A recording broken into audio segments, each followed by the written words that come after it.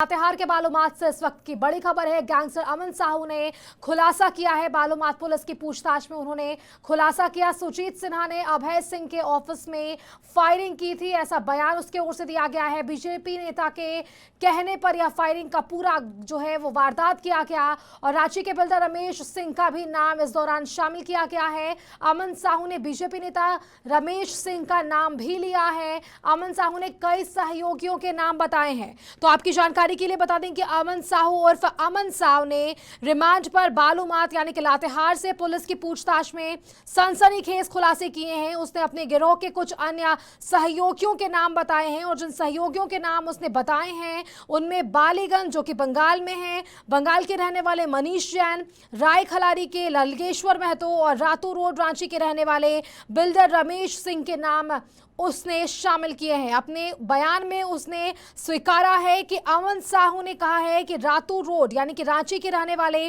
भाजपा नेता रमेश सिंह बिल्डर का काम करते हैं और रमेश सिंह पूर्व में बिल्डर अभय सिंह के जमीन कारोबारी में पार्टनर थे और बाद में दोनों में अनबन हो गई और इसके बाद रमेश सिंह ने सुजीत सिन्हा के माध्यम से अभय सिंह को धमकी दिलवाई थी और फिर रमेश सिंह के कहने पर सुजीत सिंह ने अभय सिंह के मोरहाबादी स्थित ऑफिस पर फायरिंग की थी।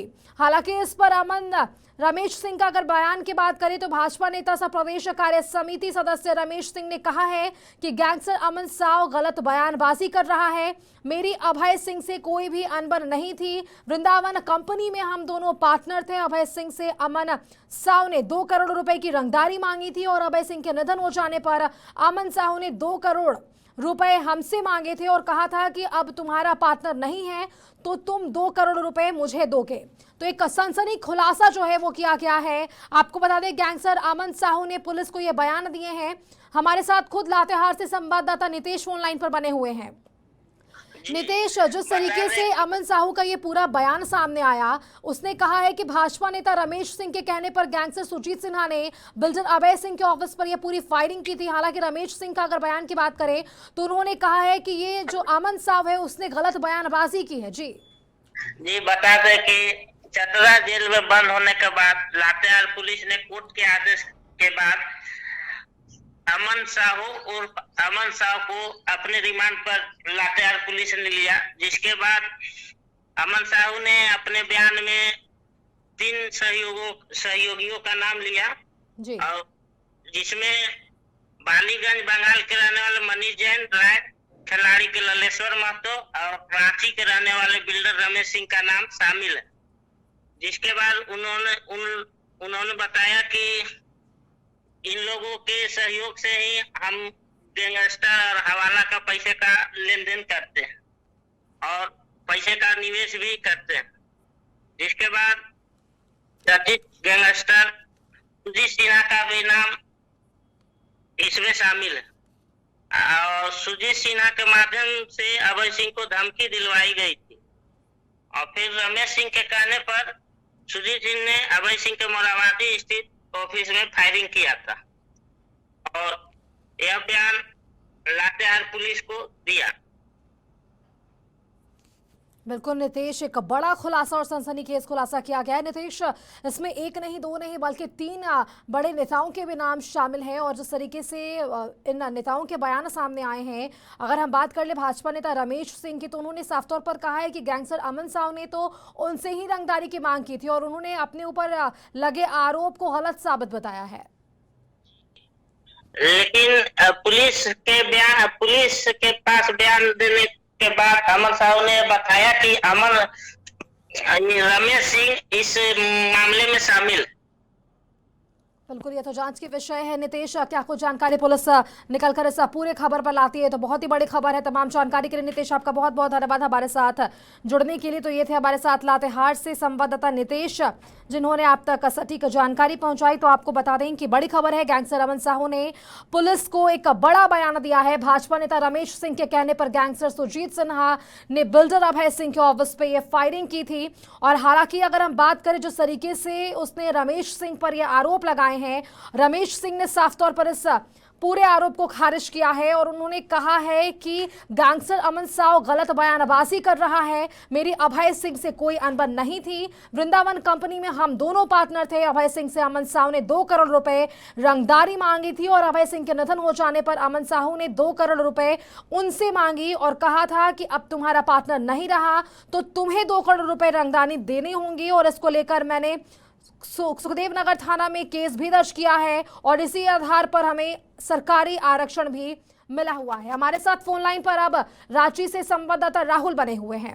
राहुल, अमन साहू जो हैं वो मालूमात में पुलिस की पूछताछ में एक उन्होंने बड़ा खुलासा किया है और जिस तरीके से उसने कई लोगों के इस पूरे खबर पर जो है नाम सामने लिए हैं और भाजपा नेता रमेश सिंह पर उसने एक बड़ा आरोप लगाया है। जी देखिए, अमन साहू से जिस तरीके से पूछताछ हो रही है, पूछताछ में जो खुलासे किए वो काफी चौंकाने वाले हैं। कई लोगों के नाम लिए हैं, कई राजनेताओं के नाम लिए हैं कि किसके कहने पर किस पर गोली चलाई जाती थी, किस पर रंगदारी मांगी जाती। हालांकि उन सब बातों को अगर हम थोड़ा अलग कर दें तो रांची राजधानी की अगर बात करें तो अभय सिंह बहुत बड़े बिल्डर थे और उनके ऑफिस में ही गोली चली थी, फायरिंग हुई थी। हालांकि उस समय वो बच गए थे, लेकिन अब जो नाम सामने आ रहा है कि रमेश सिंह के कहने पे ही गोली चलाई गई थी।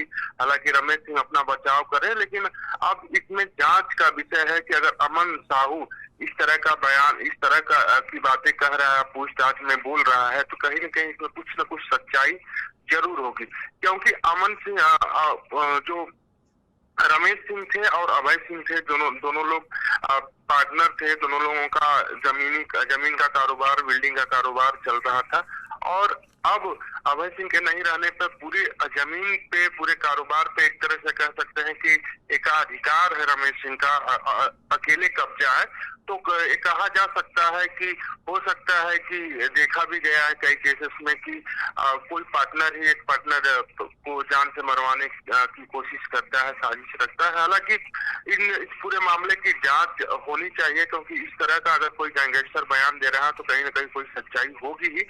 लेकिन जिस तरीके से आप देखेंगे कि रमेश सिंह अपने बचाव में कह रहे हैं कि हमसे 2 करोड़ की रंगदारी मांगी गई थी और उसको लेकर हमने सुखदेव नगर थाने में प्राथमिकी भी दर्ज कराई। उसके बाद उसी के आधार पर मुझे सिक्योरिटी मिली है।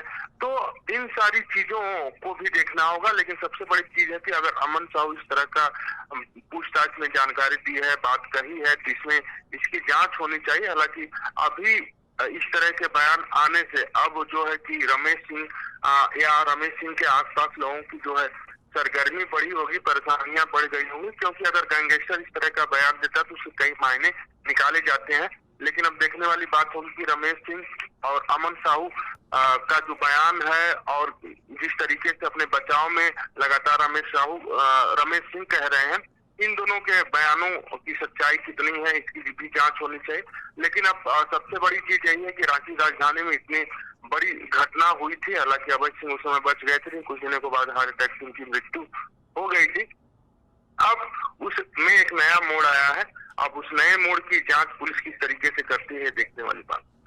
राहुल, आपसे एक और सवाल होगा। इस पूछताछ में गैंगस्टर अमन साहू ने पुलिस को एक और बयान दिया है और उसने भाजपा राज्य जिला ग्रामीण के कोषाध्यक्ष नेता लालेश्वर महतो के भी नाम जो उसने लिए हैं और उसने कहा है कि उनके जरिए ही वे अपने गैंग के पास पैसे का जो है वो निवेश करता था। तो एक और नाम उसने लिया है लालेश्वर महतो का, जो कि रांची जिला ग्रामीण के कोषाध्यक्ष नेता हैं। देखिए, जिस तरीके से उन्होंने अलग अलग नेताओं का नाम लिया और कई नेताओं का उसने नाम लिया, हालांकि 2 नेता जो चर्चित है उनके नाम खुलकर सामने आए, तो इससे आप अंदाजा लगा सकते हैं। जिस तरीके से कहा जाता है कि किसी भी गैंगस्टर के ऊपर किसी न किसी राजनेता का हाथ होता है, संरक्षण होता है, तो वो कहीं न कहीं दिखाई अब देने लगा है कि जो अमन साहू था उस पर लालेश्वर महतो या रमेश सिंह जैसे लोग संपर्क में थे।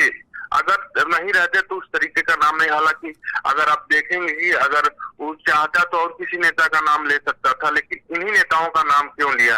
अगर कुछ इसमें अगर सच्चाई नहीं है तो इन नेताओं के अलावा और भी नेता हैं, सीपी सिंह हैं और भी अन्य भाजपा के नेता हैं, कांग्रेस के नेता हैं, जेएमएम के नेता हैं, आरजेडी के नेता हैं, जेडीयू के नेता हैं। इन भी नेताओं का नाम ले सकता है, लेकिन इन्हीं नेताओं का नाम क्यों लिया है? ये भी एक संशय का विषय है। तो हम कह सकते हैं कि इन जिन नेताओं का नाम अमन साहू ने दिया है पूछताछ में, उसमें कहीं न कहीं थोड़ी सच्चाई जरूर होगी और इस सच्चाई की हम कह सकते हैं कि जांच करनी चाहिए, जांच होनी चाहिए और जांच होने के बाद, अनुसंधान होने के बाद सारी चीजें साफ होंगी ही।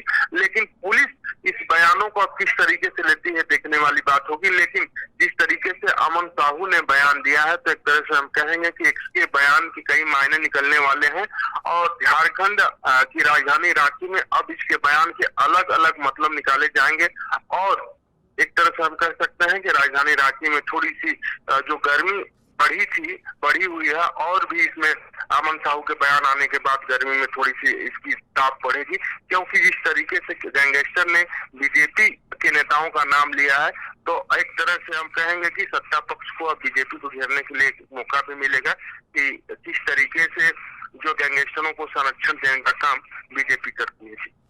चलिए राहुल, तमाम जानकारी के लिए आपका बहुत बहुत धन्यवाद हमारे साथ जुड़ने के लिए। तो आपको बता दें कि गैंगस्टर अमन साहू उर्फ अमन साहू ने रिमांड पर बालूमाथ लातेहार पुलिस की पूछताछ में सनसनीखेज खुलासे किए हैं। उसने अपने गिरोह के कुछ अन्य सहयोगियों के नाम बताए हैं। जिन सहयोगियों के नाम उसने बताए हैं उसमें बालीगंज यानी कि बंगाल के मनीष जैन और राय खलारी के ललेश्वर महतो और रातू रोड रांची के रहने वाले बिल्डर रमेश सिंह के नाम शामिल हैं। और सबसे बड़ा बयान उसने दिया है कि भाजपा नेता रमेश सिंह के कहने पर गैंगस्टर सुजीत सिन्हा ने बिल्डर अभय सिंह के ऑफिस में फायरिंग की थी। हालांकि इसमें बचाव करते हुए रमेश सिंह ने कहा है कि गैंगस्टर अमन साहब गलत बयानबाजी कर रहा है, मेरी अभय सिंह से कोई भी अनबन नहीं थी। वहीं ललेश्वर महतो की बात करें तो उन्होंने भी कहा है कि मेरा दूर दूर तक अमन साहू से कोई भी संबंध नहीं है, मेरा कोयला का कारोबार है, हम अमन गैंग को पैसे का निवेश नहीं करते हैं। अब यह देखने वाली बात है कि और क्या कुछ पूछताछ के दौरान अमन साहू के बयान सामने आते हैं और पुलिस इस पूरे मामले पर क्या कुछ जानकारी निकालकर सामने लाती है।